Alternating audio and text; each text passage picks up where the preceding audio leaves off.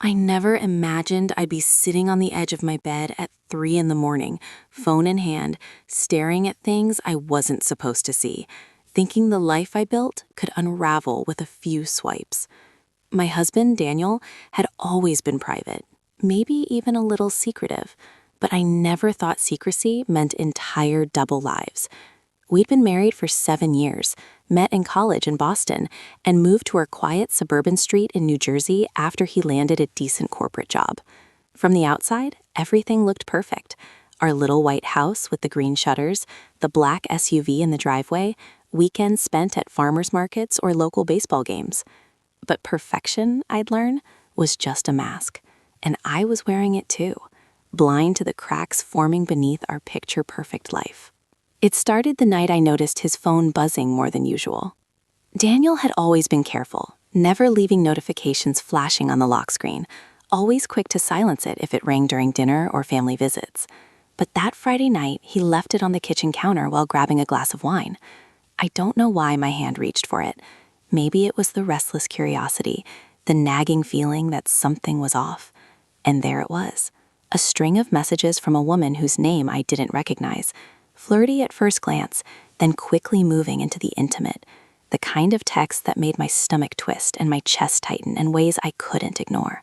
I should have put the phone down. I should have walked away. But I couldn't. It was like a magnet, pulling me into a world I had no idea existed right under my roof. I started noticing things I'd brushed off before. The late nights at work, the trips he never really explained, the way he'd close his laptop and act casual like nothing was happening. At first, I tried to convince myself it was nothing. Maybe a coworker needed extra help. Maybe I was being paranoid. But the more I looked, the more I realized I was gaslighting myself. There were pictures I stumbled upon by accident, saved in folders on his cloud, screenshots of conversations, tickets to shows he claimed he forgot to tell me about, and hotel reservations in towns I didn't even know he had business in. It was all there, carefully hidden, meticulously organized, as if he wanted to make sure I wouldn't notice until the right moment, if that moment ever came at all.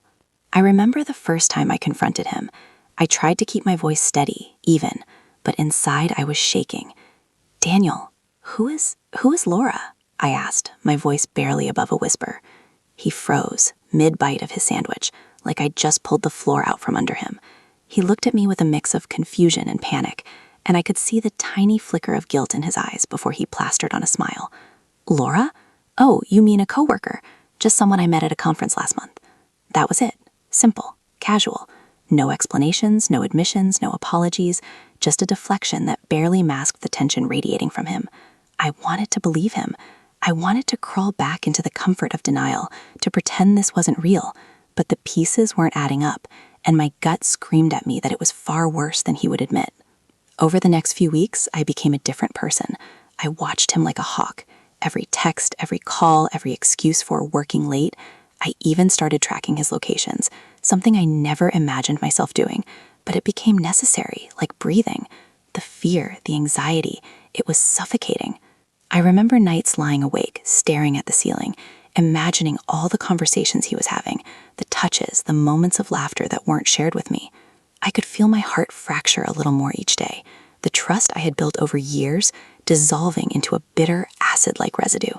And yet, I couldn't leave. Not yet. Not until I knew the full scope of what I was dealing with. The breaking point came one Tuesday evening.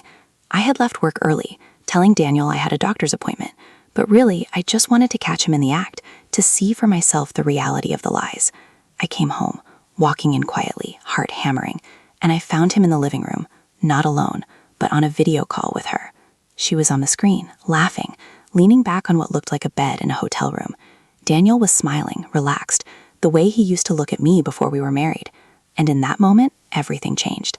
My stomach dropped, my hands shook, and I felt like I'd been punched again and again by the sheer audacity of it all.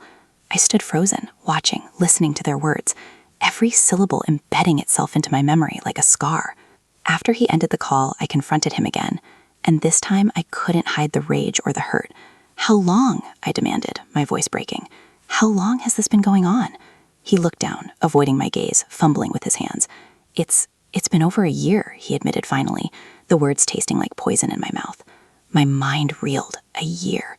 A year of fake smiles, weekend plans that were lies, whispered promises, all shattered in a single moment. I could feel the anger bubbling up, uncontrollable, and the betrayal deep and suffocating. I couldn't believe I had lived in the same house with him, slept in the same bed, shared meals, and laughed at his jokes while this secret life was happening just a few feet away. I didn't know what to do with the information.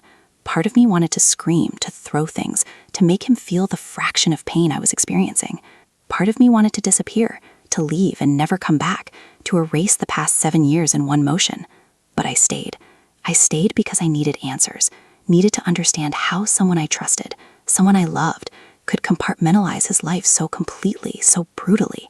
And as he sat there, apologizing, fumbling, trying to explain, I realized that the man I married, the man I thought I knew, was a stranger, and the stranger had been living among us all along. I began to dig deeper, uncovering things I couldn't ignore. Emails, travel itineraries, receipts from restaurants and hotels, little clues he thought were buried. Every discovery felt like a fresh wound, a new betrayal. I started writing it all down, a compulsive need to document the reality before my mind tried to rewrite it, to soften the edges of the pain. I couldn't trust him anymore, not fully, not for a second.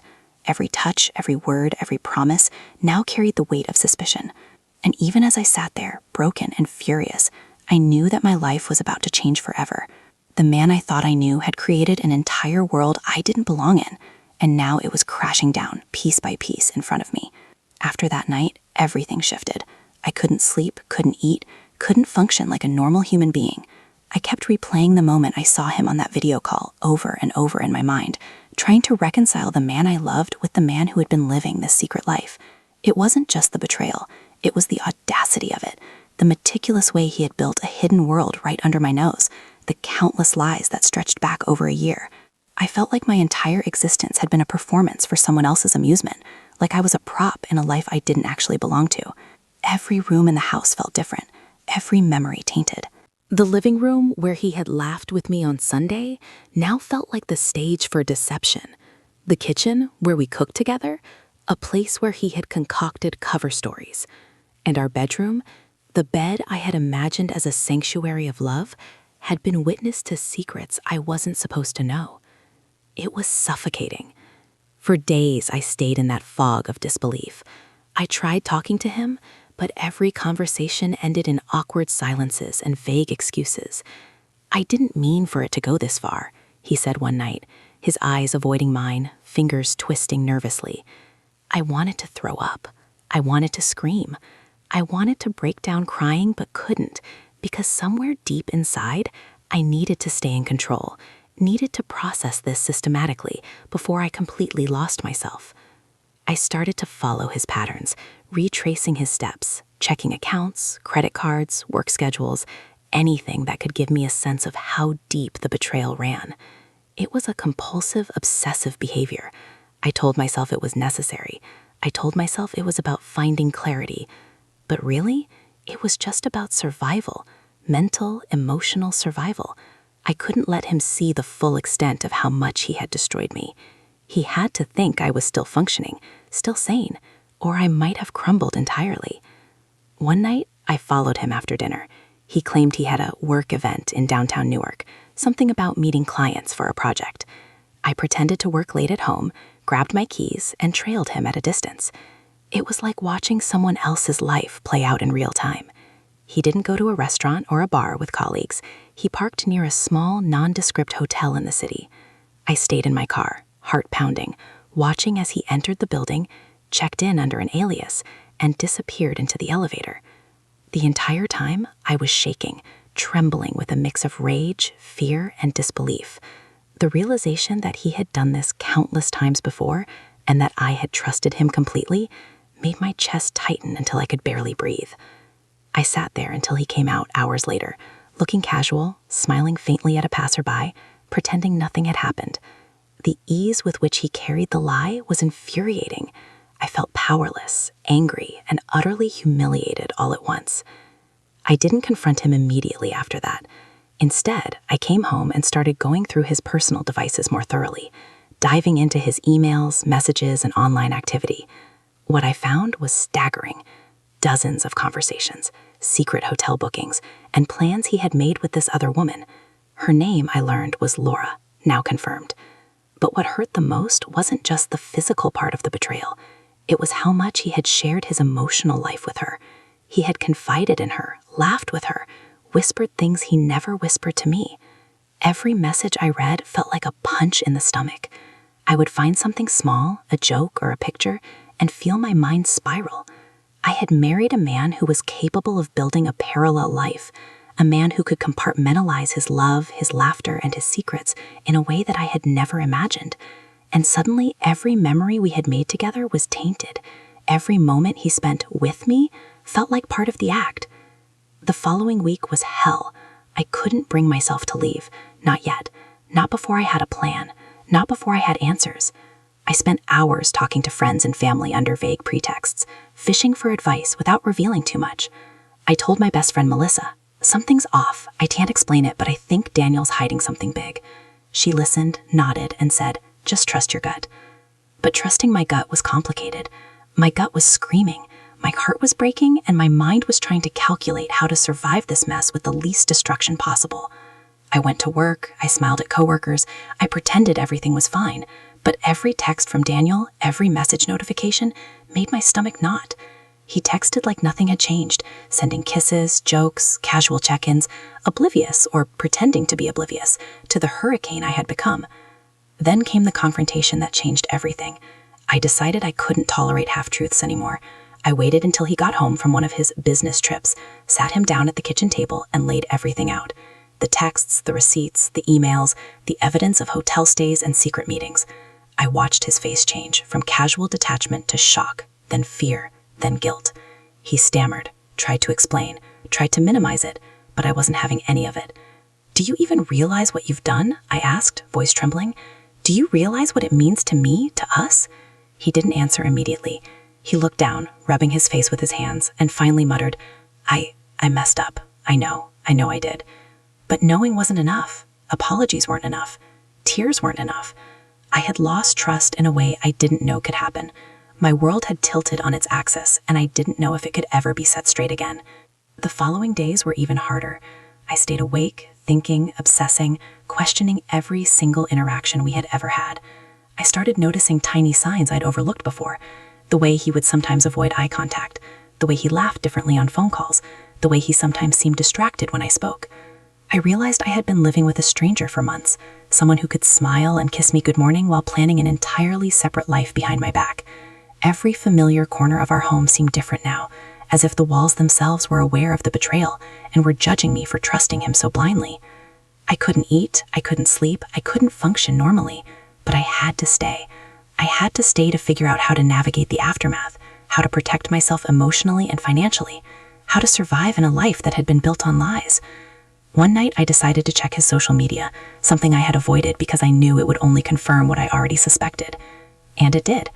Pictures of him and Laura, smiling, laughing, together, popped up across different platforms. Private accounts, public posts, tagged photos. It was like seeing a parallel universe where I didn't exist, where the life we built together meant nothing. I felt my chest tighten, my stomach drop, and my vision blur with tears.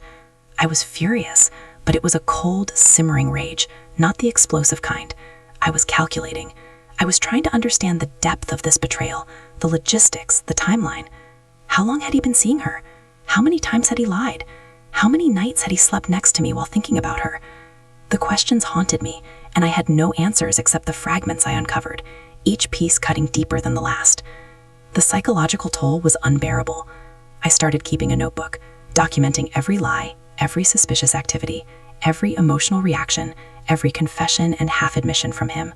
I needed to have a record, a narrative I could cling to when the memories became too painful, when the betrayal felt overwhelming. Each entry was like a stitch in a wound that wouldn't heal, a way to structure chaos, a method to survive. I would sit for hours, writing in the dim light of the living room, the hum of the refrigerator in the background, heart racing, mind spinning. The house, once a place of comfort, felt like a cage filled with invisible surveillance, and I was both the prisoner and the detective. Finally, I reached a point where I could confront him without breaking down completely. I demanded honesty, not partial truths. I demanded timelines, explanations, evidence. And slowly, painfully, he began to talk. Not fully, he was still careful, still protecting some parts of his secret life, but enough to paint a clearer picture. A year-long affair, emotional and physical, carefully hidden. Lies told to colleagues, friends, even family members, planning trips and moments designed to evade detection. The meticulousness was astounding, but also horrifying. The man I loved, the man I married, had become a stranger, and the stranger had an entire life that I was never part of. And through all of this, I felt a strange, sickening mixture of love, anger, and regret. Love for the man I thought I knew, anger at the man he had become, and regret for every moment I had trusted blindly, every decision I had made thinking we were partners in everything. The house, the car, the bank accounts, the dinners, the vacations, all of it seemed like a stage set for deception. And yet, in some dark corner of my mind, I was still holding on to the hope that he could change, that the man I loved might somehow resurface from beneath the layers of lies. It was a fragile, nearly impossible hope, but it was all I had to cling to in the days that followed, as my world continued to unravel around me. The weeks that followed were a blur of confrontation, denial, and reluctant admissions. Daniel oscillated between apologetic and defensive, his emotions as unpredictable as the storm he'd created in our lives. Some days he seemed genuinely remorseful, sitting quietly in the living room, staring at the floor, whispering, "I never meant to hurt you like this." Other days he snapped, frustrated that I was digging, questioning, refusing to accept his explanations at face value. I couldn't tell which version of him was real, or if the man I married even existed anymore. Every interaction became a minefield. Simple questions about bills or groceries suddenly felt like interrogations about his hidden life, and I realized I'd internalized his betrayal into every corner of my existence. My own home, the place I had once associated with comfort, now felt like a battleground. I began to notice how much I'd ignored over the years. The tiny inconsistencies in his stories, the way he would suddenly change plans, the frequent late nights at work that never added up on his calendar. It was like peeling back a layer of wallpaper to discover rot behind the walls, a slow, nauseating realization that I had missed every warning sign. And the more I uncovered, the angrier I became, not just at him, but at myself. How had I not seen it? How had I not felt the cracks forming in our life? I replayed countless moments in my mind. That weekend trip he said was a team-building retreat, the time he forgot about my birthday dinner, the evenings he claimed he had to work late while I stayed home alone. Each memory became a weapon against my own sense of trust, slicing through the years of devotion I had offered blindly. One night, I followed him again, despite swearing I wouldn't. He said he was meeting a client at a bar downtown. I parked across the street, heart hammering, hands gripping the steering wheel until my knuckles whitened. I watched him walk inside, alone, just like he claimed. Relief washed over me briefly, a shallow comfort. But then, through the dim light of the bar's windows, I saw her, Laura, sitting in a booth he knew I would recognize if I followed him far enough.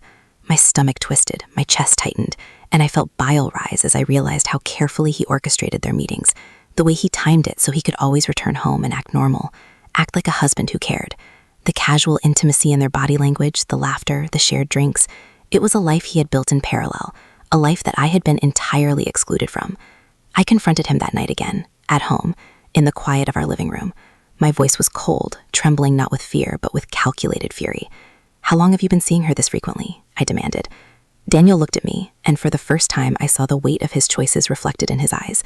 There was shame there, but also the lingering selfishness that had allowed this entire secret world to exist. He avoided my gaze, mumbling something about a connection he had never felt before, about feeling alive in ways he couldn't explain. And I realized then that his betrayal wasn't just about opportunity, it was about need, a selfish craving he had pursued at my expense. The magnitude of that truth hit me harder than any evidence or confession ever could. I started to retreat into myself. I stopped sharing daily routines, stopped laughing as freely, stopped expecting the warmth that had once been effortless between us. Even when he tried to apologize, to touch my hand, to look at me with those familiar, pleading eyes, I recoiled. Trust had evaporated, replaced with suspicion and an icy sense of vigilance. I began documenting everything, every text, every email, every lie he attempted to tell me afterward. I knew that keeping track of his actions was my only way to regain some sense of control in a life that had become completely unpredictable. I needed proof, not for anyone else, but for myself, to know I wasn't losing my mind, that what I had witnessed was real, undeniable, and devastating. Work became my escape.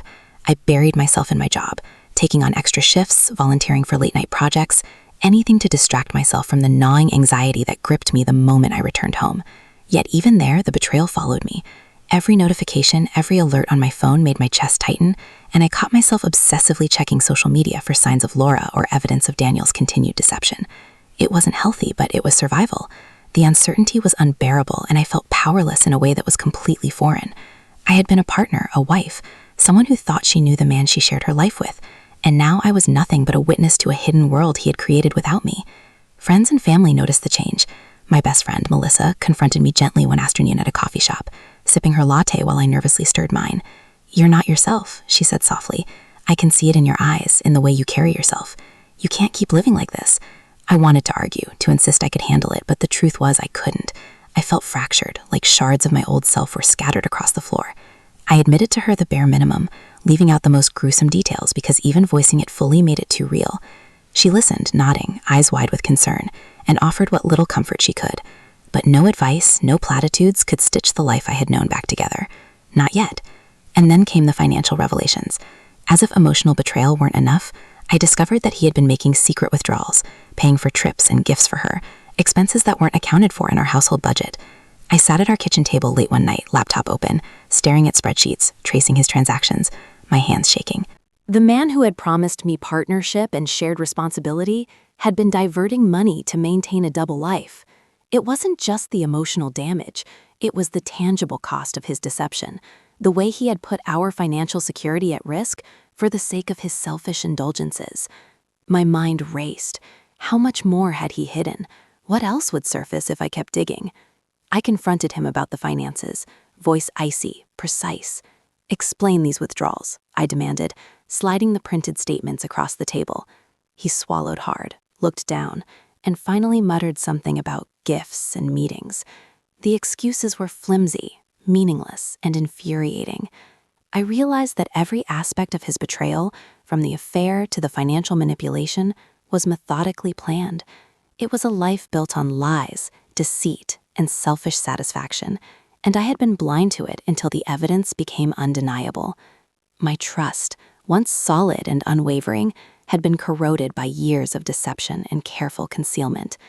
I started sleeping in shifts, keeping one eye open, one ear tuned to any noise, convinced he might try to continue hiding things even after I discovered everything. It was exhausting, soul-draining, and lonely. I found myself withdrawing from friends, reluctant to let anyone see the raw, shattered version of myself that existed after each new revelation. I felt isolated, trapped within the walls of our home, surrounded by the physical reminders of a life that had been a lie. And yet, despite all of this, part of me still clung to the man I had married, the man who had once held me close, who had once promised forever. It was a painful, contradictory mix of hope and rage that left me emotionally raw and unsteady. One evening, in a rare quiet moment, Daniel tried to talk to me. He sat beside me on the couch, tentative, hands folded, eyes searching mine for any sign of forgiveness. "I want to fix this," he said softly. I wanted to laugh, wanted to scream, wanted to tell him it was too late, but I didn't. I sat there, saying nothing, letting the silence stretch between us. I felt his presence, his remorse, his fear, and yet I couldn't respond with anything but stillness. I had been so thoroughly betrayed that words felt meaningless, empty, like a thin veil over a canyon of lies.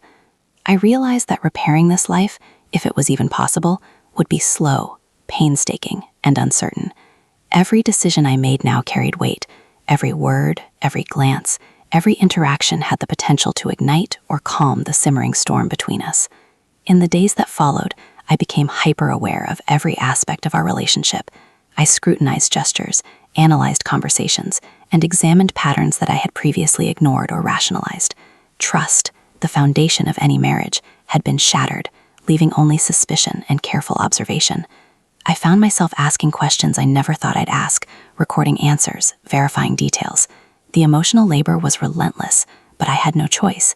The man I had loved and trusted had shown me the extent of his deception, and I needed to reclaim some semblance of control, even if it meant becoming a detective in my own home.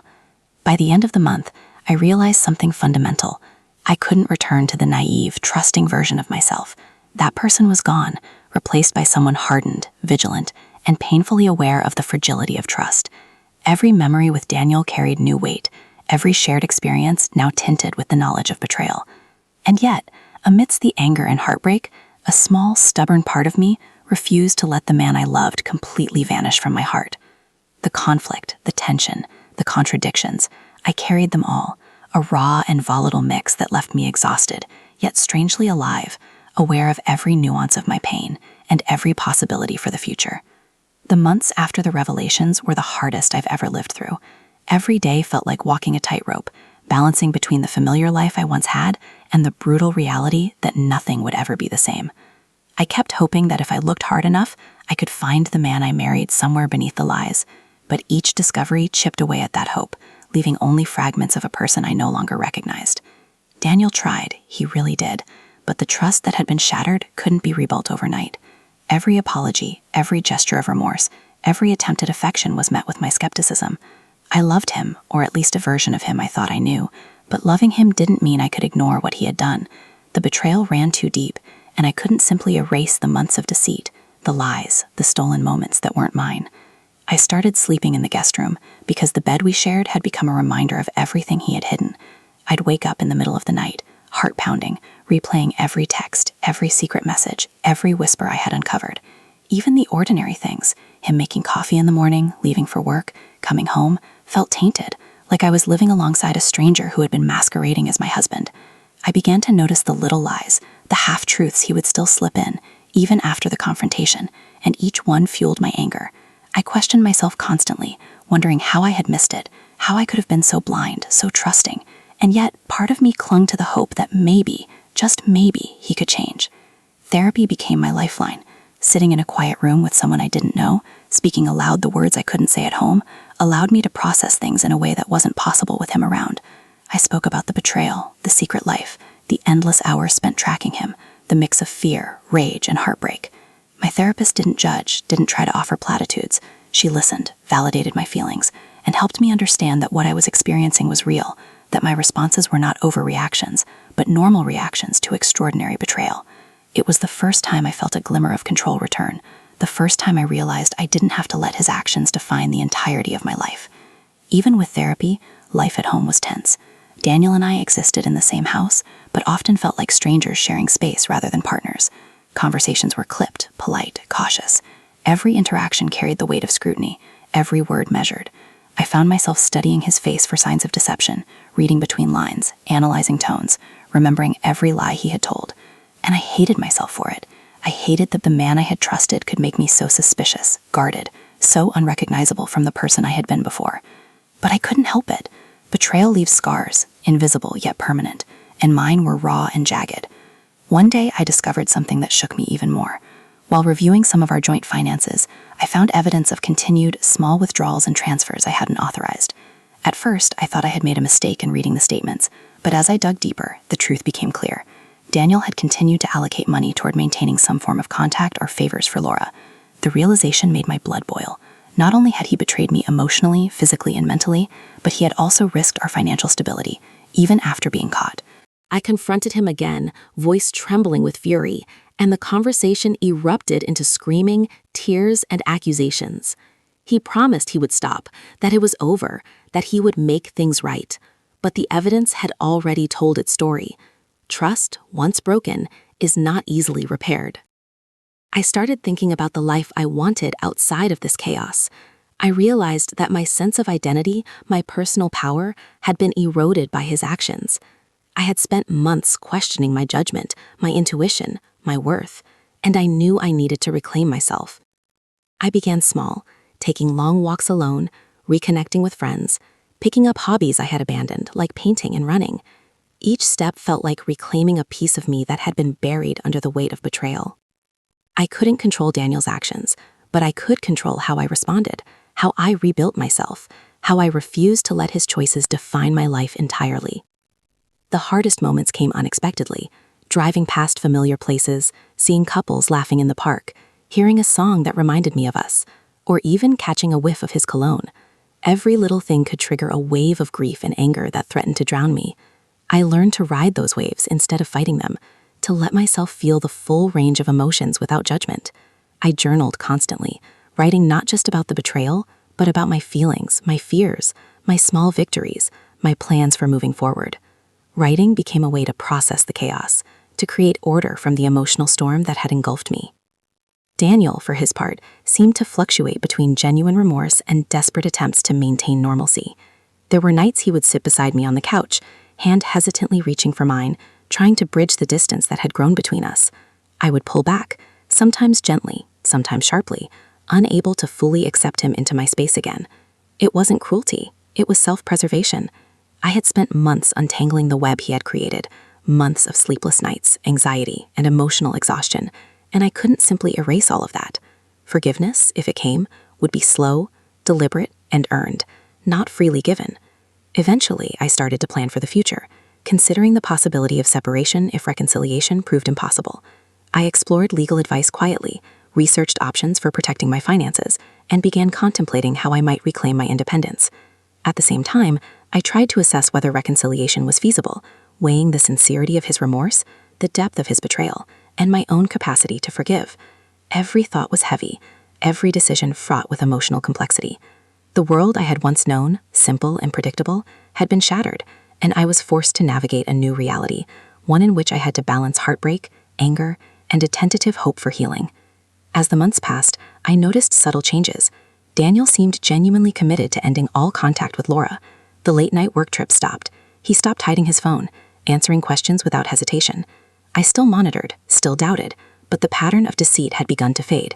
It didn't erase the past, didn't remove the betrayal, but it suggested a possibility that the man I loved, or at least a version of him, might exist beneath the damage. I still had nights of tears, moments of panic, and deep, burning anger, but I also had glimpses of hope, however fragile. In the end, what stayed with me was the knowledge of how betrayal can fracture a life, how trust can be dismantled in ways that leave permanent scars, and how resilience becomes essential to survive. I learned that self-preservation is not selfish, that reclaiming control over your own narrative is vital, and that moving forward doesn't mean forgetting. It means living with the truth and building a future despite it. I don't know what the next chapter holds for Daniel and me, whether reconciliation is possible or whether we will part ways. But I know one thing. I have survived the worst. I have faced the hidden world he created, and I am no longer the person who blindly trusted without question. And though the scars remain, though trust is forever altered, I have emerged stronger, more self-aware, and more determined to define my life on my own terms. The betrayal changed everything, yes, but it also forced me to confront the truths I had ignored, to reclaim my independence, and to recognize that the life I want must be built on honesty, not illusions. Every day is a battle, every interaction a reminder of what was lost and what might yet be regained. But I face it now with clarity, with courage, and with the knowledge that no secret world, no matter how meticulously hidden, can erase the resilience of someone who refuses to be broken. The house still feels different. The echoes of betrayal linger in every room, but I walk through it with my head held high. The man I married may have hidden layers I didn't know existed, but I have uncovered the strength I never realized I had. And that, more than anything else, is what carries me forward. The understanding that even in the shadow of deception, I have the power to reclaim my life, rebuild my sense of self, and survive the storm he brought into our home. The process of recovery is ongoing. I still struggle with lingering doubts, moments of panic, and the memories of deception that haunt quiet evenings. But each day, I reclaim a little more of my autonomy, a little more of my confidence, a little more of my trust in myself. And while the story of his hidden world will always be part of my life, it no longer defines me. I am the narrator of my own reality, and for the first time in months, I feel a sense of control over the future, one that belongs entirely to me.